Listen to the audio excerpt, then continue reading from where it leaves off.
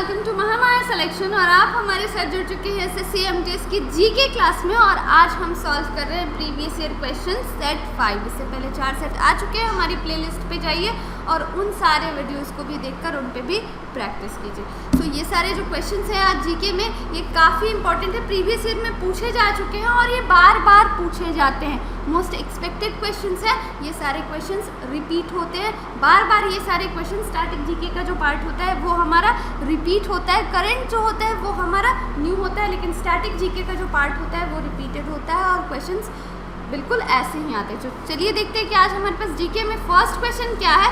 GK जो होता है करीब 25 मार्क्स का होता है। तो इन सारे स्टैटिक जीके को जो ऐसे क्वेश्चंस जो एग्जाम में उन टॉपिक्स से जिससे क्वेश्चंस आते हैं उन टॉपिक्स को करके हम काफ़ी अच्छा स्कोर कर सकते हैं हमारे जीके वाले सेक्शन में। चलिए देखते हैं कि फर्स्ट क्वेश्चन क्या है। फर्स्ट क्वेश्चन है the source of the sun's energy is the process of. जो सूर्य की शक्ति का स्रोत है, सूर्य की शक्ति का जो स्रोत है वो किस प्रक्रिया के कारण होता है।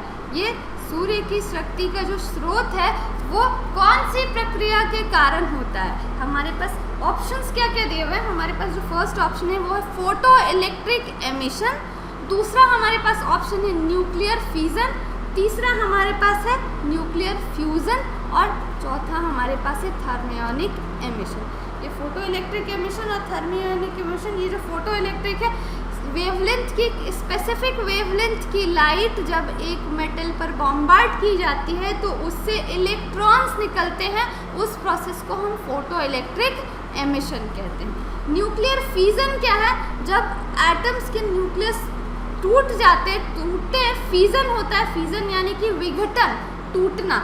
जब न्यूक्लियस हमारा टूटता है तो उस प्रोसेस को हम न्यूक्लियर फिजन बोलते हैं। और यहाँ हमारे पास है न्यूक्लियर फ्यूज़न, यानी कि जब जो न्यूक्लियस हैं वो कंबाइन होते हैं, ऐड होते हैं, उनका फ्यूज़न होता है, जुड़ जाते हैं। यहाँ फिजन था, यहाँ विघटन होता है, टूट जाते हैं। यहाँ फ्यूज़न है, यहाँ जुड़ जाते हैं, तो उस प्रोसेस को हम न्यूक्लियर फ्यूज़न बोलते हैं। और ये थर्मियोनिक एमिशन यानी कि हीट की वजह से जो भी इलेक्ट्रॉन का एमिशन होता है उसे हम थर्मियोनिक एमिशन बोलते हैं। तो जो सन की एनर्जी का स्रोत होता है, सन की एनर्जी जो जिसका कारण होता है वो होता है न्यूक्लियर फ्यूजन। सन में बहुत सारे न्यूक्लियस जो हैं आपस में फ्यूज होते हैं और उससे बहुत ही हेवी अमाउंट में एनर्जी और हीट प्रोड्यूस होती है। सो सन की एनर्जी का जो हमारा स्रोत है वो क्या है, हमारा न्यूक्लियर फ्यूज़न। यानी कि हमारा करेक्ट आंसर क्या होगा, ऑप्शन सी न्यूक्लियर फ्यूज़न हमारा करेक्ट आंसर होगा। चलिए अब आगे बढ़ते हैं नेक्स्ट क्वेश्चन की तरफ। नेक्स्ट क्वेश्चन है हमारे पास, which of the following is not a stringed instrument. यहाँ पे कुछ वाद्य यंत्रों के नाम हमें दिए गए हैं, यानी कि ये सारे म्यूजिकल इंस्ट्रूमेंट्स हैं। क्या है हमारे पास, guitar, sitar, trumpet and violin. और हमसे पूछा गया है कि इनमें से कौन सा स्ट्रिंग्ड इंस्ट्रूमेंट नहीं है। अब ये स्ट्रिंग्ड इंस्ट्रूमेंट क्या होता है, जिनमें स्ट्रिंग्स होती हैं। स्ट्रिंग्स यानी कि तारें होती हैं, तार जैसी चीज़ें स्ट्रिंग्स होती हैं। उन सारे इंस्ट्रूमेंट्स को, उन सारे म्यूजिकल इंस्ट्रूमेंट्स को हम स्ट्रिंग्ड इंस्ट्रूमेंट्स बोलते हैं। सो गिटार जो होता है उसमें भी स्ट्रिंग्स होती हैं, सितार उसमें भी स्ट्रिंग्स होती हैं और वायलिन में भी स्ट्रिंग्स होती हैं। लेकिन ट्रम्पेट एक ऐसा म्यूजिकल इंस्ट्रूमेंट है जिसमें कि स्ट्रिंग्स नहीं होती। ये कैसा होता है, बेल शेप्ड होता है और इसे हम हिंदी में क्या बोलते हैं, तुरही भी बोलते हैं। सो ये जो होता है ट्रम्पेट, ये स्ट्रिंग्ड इंस्ट्रूमेंट नहीं है। सो हमारा करेक्ट आंसर होगा ऑप्शन सी ट्रम्पेट। चलिए आगे बढ़ते हैं नेक्स्ट क्वेश्चन की तरफ। नेक्स्ट क्वेश्चन है हमारे पास, Who created the unforgettable literary character स्वामी। कभी ना भूले जाने वाला जो हमारा साहित्यिक कैरेक्टर था, साहित्यिक चरित्र स्वामी, इसके रचयिता कौन है ये हमें बताना है। चलिए ऑप्शंस देखते हैं। ऑप्शंस है हमारे पास विक्रम सेठ, आर.के. नारायण, मुल्क राज आनंद और हरिवंश राय बच्चन। हमारे पास 4 ऑप्शन है, विक्रम सेठ, आर.के. नारायण, मुल्क राज आनंद और हरिवंश राय बच्चन। सो ये जो हमारा कैरेक्टर है स्वामी, ये काफ़ी फेमस लिटरेरी कैरेक्टर है और इसके जो रचयिता है, क्रिएटर है, ऑथर है वो है R.K. नारायण। R.K. नारायण के बारे में एक बात और मैं बता दूं, इन्होंने ही एक और फेमस सीरीज़ है मालगुडी डेज, इन्होंने ही लिखी है। R.K. नारायण की एक और फेमस बुक है मालगुडी डेज, और ये भी कई बार पूछा जा चुका है। प्रीवियस ईयर एग्जाम्स के पेपर्स आप देखेंगे तो मालगुडी डेज से काफ़ी सारे क्वेश्चंस पूछे जा चुके हैं कि इनके ऑथर कौन है, या फिर R.K. नारायण की इनमें से कौन सी बुक है जिसमें मालगुडी डेज भी ऑप्शंस रहता था। आपको करना क्या है कि आप ये जो 3 ऑथर्स बचे, विक्रम सेठ, मुल्क राज आनंद और हरिवंश राय बच्चन, इनकी भी कुछ इम्पॉर्टेंट लिटरेरी बुक्स, कैरेक्टर्स आप जाएंगे और इसे ढूंढकर पढ़ेंगे और इनके बारे में भी नॉलेज गेन करेंगे। सवाल इससे भी आ सकता है। चलिए अब आगे बढ़ते हैं नेक्स्ट क्वेश्चन की तरफ। नेक्स्ट क्वेश्चन है हमारा, ये ज्योग्राफी का क्वेश्चन है। क्वेश्चन है which of the following cities lies to the western most longitude. इनमें से कौन सा शहर जो है सबसे पश्चिमी लॉन्गिट्यूड पर, यानी कि सबसे पश्चिमी देशांतर पर स्थित है। हमारे पास ऑप्शन है जयपुर, नागपुर, भोपाल, हैदराबाद। ये सारी जो सिटीज़ हैं इनमें सबसे पश्चिम लॉन्गिट्यूड, पश्चिम देशांतर पर कौन सा शहर है, हमें ये बताना। अगर हम इंडिया का एक रफ मैप देखें तो हमारे पास क्या बनता है, हमारे पास कुछ ऐसा बनता है, हमारे पास कुछ ऐसा इंडिया का रफ मैप बनता है। सो ये है हमारा कौन सा पार्ट, ये नॉर्थ पार्ट है हमारा, ये हमारा साउथ पार्ट है, ये हमारा ईस्ट पार्ट है और ये हमारा वेस्ट पार्ट है। इनमें ये सारे शहर को अगर हम देखें तो इनमें जो सबसे वेस्टर्न पार्ट, और लॉन्गिट्यूड्स कैसे होंगे, लॉन्गिट्यूड्स ऐसे होंगे। हमारे देश से ये जो लॉन्गिट्यूड्स करीब 30 लॉन्गिट्यूड पास करते हैं, सो लॉन्गिट्यूड्स हमारे देश पर इस तरह से होंगे। तो हमें ये बताना है कि सबसे पश्चिम लॉन्गिट्यूड कौन से शहर को क्रॉस करता है। तो सबसे पश्चिम में अगर हम देखें तो हमारा इनमें से कौन सा हैदराबाद, ये तो बिल्कुल भी नहीं।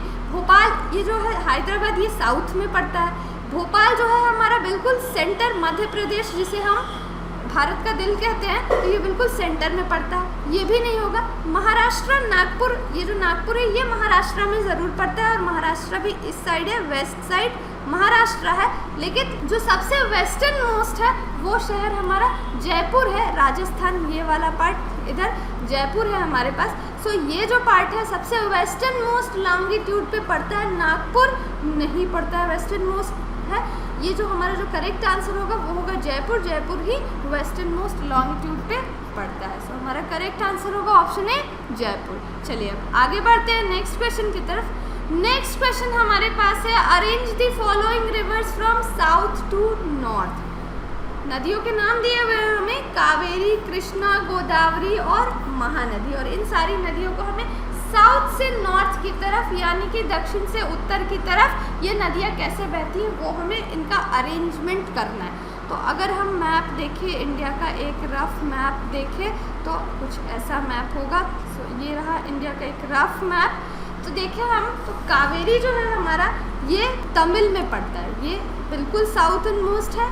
उसके बाद हमारे पास ये कावेरी जो है तमिल और यानी कि तमिलनाडु और कर्नाटका दोनों में इसके पार्ट्स आते हैं, दोनों में इसके पार्ट्स आते हैं। इसीलिए तमिल और कर्नाटका में कावेरी डिस्प्यूट भी चल रहा है, कावेरी नदी के पानी को लेकर दो राज्यों के बीच में कुछ मतभेद भी चल रहा है। नेक्स्ट है हमारे पास कृष्णा। कृष्णा कहाँ है, कृष्णा हमारा कर्नाटका में है। सो अब हम तमिलनाडु से थोड़ा सा ऊपर आएंगे कर्नाटका में, तमिलनाडु से हम थोड़ा सा ऊपर आए कर्नाटका में।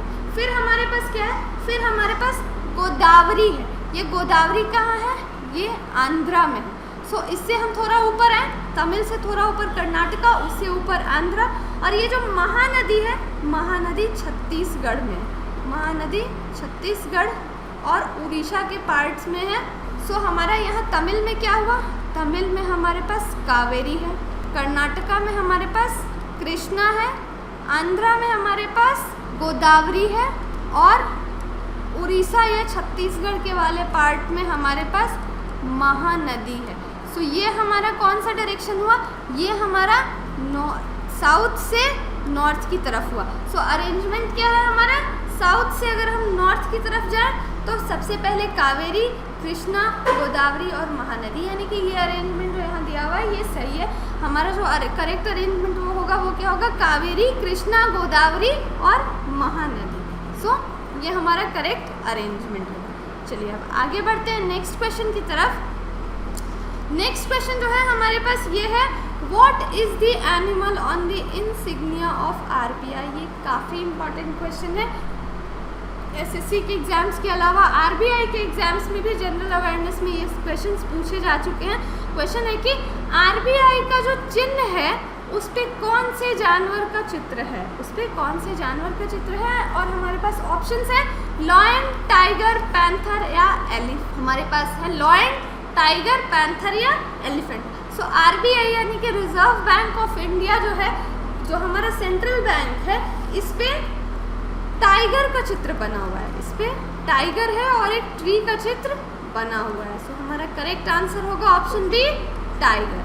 चलिए अब आगे बढ़ते हैं नेक्स्ट क्वेश्चन की तरफ। नेक्स्ट क्वेश्चन जो है ये है, which part of India is linked to the border by Hindustan Tibet road. Bharat का कौन सा पार्ट बॉर्डर से जुड़ा हुआ है, किस रोड के द्वारा, हिंदुस्तान तिब्बत रोड के द्वारा, ये हमें बताना है। चलिए देखते हैं। हमारे पास ऑप्शंस हैं शिमला, गढ़वाल, नॉर्थ बंगाल या कश्मीर वैली। सो ये जो हिंदुस्तान तिब्बत रोड है, ये जो है हिंदुस्तान तिब्बत रोड, इसके बारे में कुछ फैक्ट्स और बता दूं। ये नेशनल हाईवे 22 पे पड़ता है, NH 22 पे। इसकी जो टोटल लंबाई है ये 500 किलोमीटर है। और ये कहाँ से कहाँ तक है, ये अम्बाला से कौरिक तक है। सो ये अम्बाला चंडीगढ़ से क्रॉस होते हुए शिमला को यानी कि हिमाचल प्रदेश को क्रॉस करके जाती है और यहाँ पे हिंदुस्तान तिब्बत रोड बॉर्डर से इसे टच करता है। सो हमारा जो करेक्ट आंसर होगा वो क्या होगा, ऑप्शन ए, शिमला हमारा करेक्ट आंसर होगा। चलिए अब आगे बढ़ते हैं नेक्स्ट क्वेश्चन की तरफ। नेक्स्ट क्वेश्चन है हमारे पास, which is the hottest planet of the solar system. Which is the hottest planet of solar system यानी कि सोलर सिस्टम सौर मंडल का सबसे गर्म ग्रह कौन सा है। सौर मंडल का सबसे गर्म ग्रह कौन सा है। और हमारे पास ऑप्शन है मरकरी यानी कि बुध, मार्स, मंगल, अर्थ यानी कि पृथ्वी और सैटर्न यानी कि शनि। सो ये जो सारे ग्रह हैं इनमें सबसे हॉटेस्ट हमें बताना है। यहाँ जो ऑप्शंस दिए गए हैं मरकरी, मार्स, अर्थ, सैटर्न, अगर हम इन सारे ऑप्शंस को कंसिडर करें तो सबसे हॉटेस्ट हमारे इन सब में, इन 4 ऑप्शंस को अगर हम कंपेयर करते हैं तो इन सब में हमारा जो सबसे हॉटेस्ट प्लैनेट होगा वो मरक्यूरी होगा। लेकिन अगर ऐसे जनरल व्यू में देखें तो सबसे हॉटेस्ट हमारा वीनस है, उसके बाद मरक्यूरी, सेकेंड हॉटेस्ट प्लैनेट आता है। वीनस हमारा हॉटेस्ट है और मरक्यूरी हमारा सेकेंड हॉटेस्ट। लेकिन चूंकि यहाँ ऑप्शन में हमारे पास वीनस नहीं है इसलिए हम मरक्यूरी को टिक करेंगे। इन सारे प्लैनेट्स में मरक्यूरी सबसे ज़्यादा गर्म है। वैसे सबसे ज़्यादा गर्म प्लैनेट जो हमारे सोलर सिस्टम सौर मंडल का है वो है वीनस। और आपको बताना है कि सबसे ब्राइटेस्ट प्लैनेट कौन सा है। कमेंट सेक्शन में आपको ये बताना है कि सबसे ब्राइटेस्ट प्लैनेट कौन सा है, ये हमें आपको बताना। चलिए अब आगे बढ़ते हैं नेक्स्ट क्वेश्चन की तरफ। नेक्स्ट क्वेश्चन हमारे पास है, the element which is the most abundant in human body is. वो कौन सा तत्व है, एलिमेंट है जो मानव शरीर में सबसे अधिक मात्रा में पाया जाता है। और ऑप्शंस हमारे पास है ऑक्सीजन, कार्बन, आयरन और नाइट्रोजन। सो मानव शरीर में सबसे अधिक मात्रा में क्या पाया जाता है ये हमें बताना है। ऑक्सीजन जो होता है ह्यूमन बॉडी में लगभग 65% होता है। कार्बन जो होता है वो लगभग 18 या 18.5% होता है। आयरन भी अच्छी खासी मात्रा में, ये हेमोग्लोबिन में होता है, हेमोग्लोबिन। और नाइट्रोजन जो है हमारे पास, ये नाइट्रोजन करीब 3.2% होता है। इसके अलावा हमारी बॉडी में हाइड्रोजन भी होता है, ये करीब 9 या 9.5% होता है। सो सबसे जो अबंडेंट होगा यानी सबसे प्रचुर मात्रा में मानव शरीर में जो होगा वो क्या होगा, ऑक्सीजन होगा 65%। यानी कि हमारा correct answer option A oxygen होगा। चलिए अब आगे बढ़ते हैं नेक्स्ट क्वेश्चन की तरफ। नेक्स्ट क्वेश्चन जो हमारे पास है वो है, Kuchipudi dance originated in. Kuchipudi dance इनमें से कौन से राज्य में उत्पन्न हुआ, यानी कौन से राज्य से वो क्लासिकल डांस फॉर्म है। कुचिपुड़ी क्या है, ये एक क्लासिकल डांस फॉर्म है, क्लासिकल डांस फॉर्म है। और ये कौन से राज्य से बिलोंग करती है, ये हमारा आंध्र प्रदेश से बिलोंग करती है। कुचिपुड़ी आंध्र प्रदेश की क्लासिकल डांस फॉर्म है। और बाकी ऑप्शंस क्या है हमारे पास, कर्नाटका, पंजाब, राजस्थान, इनसे ये कुचिपुड़ी जो है ये आंध्र प्रदेश से बिलोंग करता है। आंध्र प्रदेश में कुचिपुड़ी एक्चुअली एक छोटा विलेज है, इसी विलेज में ये जो क्लासिकल डांस फॉर्म है ओरिजिनेट हुआ, इसीलिए इसका नाम कुचिपुड़ी रखा गया। सो करेक्ट आंसर हमारे पास क्या होगा, ऑप्शन है आंध्र प्रदेश। आपको कमेंट सेक्शन में ये बताना है कि सतारिया जो है ये भी एक क्लासिकल डांस फॉर्म है, ये कौन से स्टेट में ओरिजिनेट हुआ है, ये कौन से स्टेट में ओरिजिनेट हुआ है। सतारिया एक क्लासिकल डांस फॉर्म है, ये इसका संबंध कौन से स्टेट से है। चलिए आगे बढ़ते हैं नेक्स्ट क्वेश्चन की तरफ। नेक्स्ट क्वेश्चन जो हमारे पास है वो क्या है, night blindness results from the deficiency of, option है glucose, vitamin E, vitamin B2 and vitamin A. Night blindness यानी कि रतौंधी, नाइट ब्लाइंडनेस को हम हिंदी में रतौंधी बोलते हैं, जिसमें हमें रात में बिल्कुल धुंधला दिखाई देता है, वो इनमें से किसकी कमी से होता है, किसकी डिफिशियंसी या किसकी कमी से होता है। ऑप्शन है हमारे पास glucose, vitamin E, vitamin B2 और विटामिन ए। सो रतौंधी जो नाइट ब्लाइंडनेस होता है ये विटामिन ए की कमी से होता है। रतौंधी का संबंध विटामिन ए से है। सो रतौंधी विटामिन ए की कमी से होता है, तो हमारा करेक्ट आंसर ऑप्शन डी होगा। हमारा करेक्ट आंसर ऑप्शन डी होगा। चलिए अब आगे बढ़ते हैं नेक्स्ट क्वेश्चन की तरफ। नेक्स्ट क्वेश्चन है the details of state craft are available in the following treaties. State craft यानी कि शासन कला से संबंधित ट्रीटीज हमें इनमें से किस में प्राप्त होते हैं। हमारे पास ऑप्शंस क्या क्या है, धर्मशास्त्र, न्यायशास्त्र, अर्थशास्त्र और नीति शास्त्र। ये सारे जो हैं स्टेट क्राफ्ट के बारे में किस बुक में बताया गया है, ये हमें बताया गया है अर्थशास्त्र में। स्टेट क्राफ्ट के बारे में यानी कि शासन को कैसे चलाया जाए, एक राजा के क्या कर्तव्य होते हैं और उसे शासन व्यवस्था कैसे चलानी है, इन सब के बारे में अर्थशास्त्र में बताया गया है। और ये लिखा किसने है, ये लिखा है कौटिल्य या चाणक्य ने। कौटिल्य या चाणक्य ने इसे लिखा है अर्थशास्त्र। ये भी काफ़ी इंपॉर्टेंट क्वेश्चन है, वेरी वेरी इंपॉर्टेंट क्वेश्चन है, बहुत बार पूछा जा चुका है कि अर्थशास्त्र किसने लिखी है। सो चलिए अब नेक्स्ट क्वेश्चन की तरफ बढ़ते हैं। नेक्स्ट क्वेश्चन जो हमारे पास है वो है the legislative council in a state in India में बी क्रिएटेड और अबॉलिश्ड बाय दी। ये पॉलिटी का क्वेश्चन है, पॉलिटी से भी काफ़ी अच्छी संख्या में क्वेश्चंस होते हैं। सो इस पर क्वेश्चन क्या है कि लेजिस्लेटिव काउंसिल इन स्टेट यानी कि स्टेट में जो यानी कि एक राज्य में विधान परिषद होगी, उसे हम कैसे बना या विघटन उसका कर सकते हैं। यानी कि विधान परिषद जो हमारा होता है एक स्टेट में जहाँ बाई कैमरल असेंबली होती है, वहाँ पे लेजिस्लेटिव काउंसिल, लेजिस्लेटिव असेंबली के अलावा जो लेजिस्लेटिव काउंसिल होती है, इसके बनाने की प्रक्रिया क्या है, इसे कैसे बनाया या अबॉलिश यानी कि इसे विघटित किया जा सकता है। ऑप्शंस हमारे पास हैं president on the recommendation of the governor, parliament, parliament after the state legislative assembly passes a resolution to that effect, governor on a recommendation by the state cabinet. हमारा पहला ऑप्शन है कि प्रेसिडेंट उसे create या abolish कर सकते हैं और इसकी रिकमेंडेशन कौन देगा, गवर्नर देगा। सेकेंड ऑप्शन है पार्लियामेंट यानी कि किसी भी राज्य में विधान परिषद बनाने का अधिकार या उसे विघटित करने का अधिकार पार्लियामेंट को है।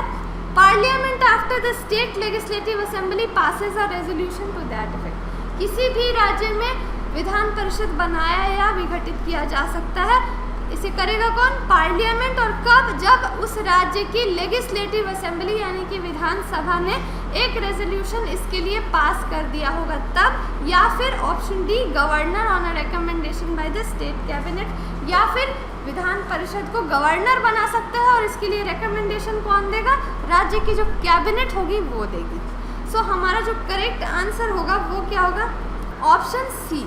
आर्टिकल 169 में ये अधिकार पार्लियामेंट को दिया गया है कि वो किसी भी स्टेट के लिए विधान परिषद बना या अबॉलिश कर सकती है, क्रिएट या अबॉलिश दोनों ही कर सकती है। लेकिन कब पार्लियामेंट ये कब करेगी?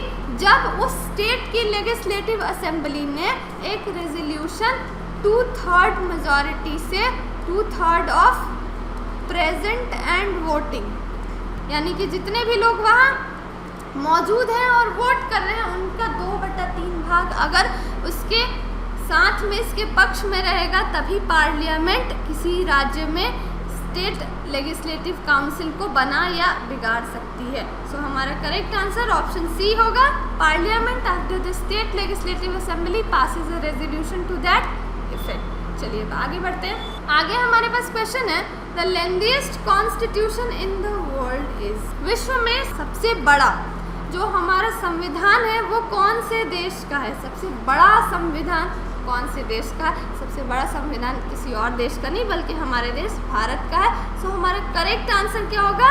वो होगा इंडियन। सबसे लेंथीएस्ट कॉन्स्टिट्यूशन हमारे देश इंडिया का ही है। और सबसे ओल्डेस्ट की बात करें तो हमारे पास क्या होगा? अमेरिका। अमेरिकन कॉन्स्टिट्यूशन सबसे ओल्डेस्ट है, सबसे पहले अमेरिका ने ही कॉन्स्टिट्यूशन बनाया था। लेकिन सबसे लेंथीएस्ट और बल्किएस्ट और सबसे भारी जो कॉन्स्टिट्यूशन है वो हमारे देश इंडिया का ही है। चलिए अब आगे बढ़ते हैं नेक्स्ट क्वेश्चन की तरफ। नेक्स्ट क्वेश्चन हमारे पास है no money bill can be introduced in the Lok Sabha without the prior approval of the bills की टॉपिक की अगर हम बात करें पॉलिटी में तो मनी बिल से काफ़ी क्वेश्चंस आते हैं। हर एग्जाम में करीब एक क्वेश्चन मनी बिल से रिलेटेड तो बिल्कुल ही होगा, या तो इसके आर्टिकल के बारे में पूछ दिया जाएगा या इसके अप्रूवल के बारे में पूछ दिया जाएगा। चलिए देखते हैं क्वेश्चन क्या। No money bill can be introduced in the Lok Sabha without the prior approval of the dash, यानी कि मनी बिल को लोकसभा में लाने के लिए हमें पूर्व अनुमति इनमें से किसकी चाहिए? मनी बिल को लोकसभा में जब इंट्रोड्यूस किया जाता है तो उससे पहले उसे इंट्रोड्यूस करने के लिए यानी लोकसभा में उसे लाने के लिए हमें उससे पहले अप्रूवल की ज़रूरत होती है। और ये अप्रूवल कौन देता है? ये अप्रूवल हमारे देश के प्रेसिडेंट देते हैं, वाइस प्रेसिडेंट नहीं, प्राइम मिनिस्टर नहीं, फाइनेंस मिनिस्टर भी नहीं। मनी बिल के लिए जो अप्रूवल होता है वो केवल और केवल प्रेसिडेंट देते हैं। अगर प्रेसिडेंट हाँ कहते हैं तभी मनी बिल को लोकसभा में इंट्रोड्यूस कराया जाता है। आपको ये बताना है कमेंट सेक्शन में कि मनी बिल कौन से आर्टिकल में है, मनी बिल कौन से आर्टिकल में है, ये आपको कमेंट सेक्शन में बताना है। So this is all for this session. इस सेशन में बस इतना ही। उम्मीद है कि आपको ये सारे क्वेश्चंस अच्छे लगे होंगे और आप ऐसे ही प्रैक्टिस करते रहेंगे। अगर आपको ये वीडियो अच्छी लगी तो इसे प्लीज़ लाइक करें और शेयर करें और महामाया सिलेक्शन को सब्सक्राइब करना ना भूलें। Thank you for watching.